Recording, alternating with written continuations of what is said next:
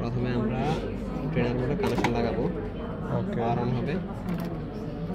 দেন master signal থেকে 8 কিলোহার্টজের digital signal নেব, PCM এনকোডারের call প্লাসে দেব। দেন ভেরিয়েবল ভিডিসি থেকে গ্রাউন্ডের থেকে একটা ইনপুট 1 এ আনবো। পিসিএম এনকোডারের এফএস থেকে একটা আউটপুট নেব, আউটপুটটা চ্যানেল 2 এ লাগাবো। দেন 8 কিলোহার্টজ ডিজিটাল সিগন্যাল থেকে একটা ইনপুট সিগন্যাল চ্যানেল 1 এ নিব। দুইটাকে গ্রাউন্ড করব।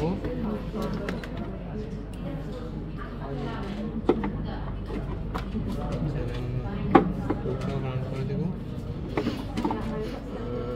ইয়া অন করবো।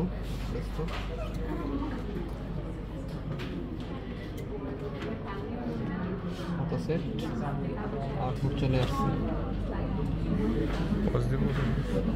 এফএস এর থেকে পোর্টটা পিসিএম ডাটাতে নিয়ে আসলে আরেকটা আউটপুট দেখাবে। ঠিক আছে।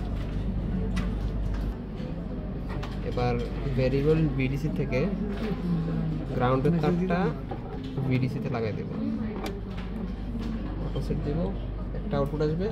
আর যদি পিসিএম এনকোডার থেকে পিসিএম ডাটার পোর্টটা আবার এফএসএ লাগাই, আরেকটা ইয়ে দেবে, আউটপুট দেবে। এবার 8 কিলোহার্টজ ডিজিটাল সিগন্যালের পোর্টটা খুলে 2 কিলোহার্টজ সাইনে দিব। দেন কল প্লাসে যে পোর্টটা ছিল ওটা খুলে ইনপুট 1 এ দিব। আর ভিডিসি পোর্টটা খুলে ভিসিও ডিজিটাল থেকে কানেকশন কল প্লাসে দিব। এমন একটা আউটপুট আসে। দেন যদি আমরা এই ইনপুটের তারটা খুলে আবার পিসিএম ডাটাতে দেই, আরেকটা আউটপুট আসে, এই টাইপের একটা আউটপুট আসে।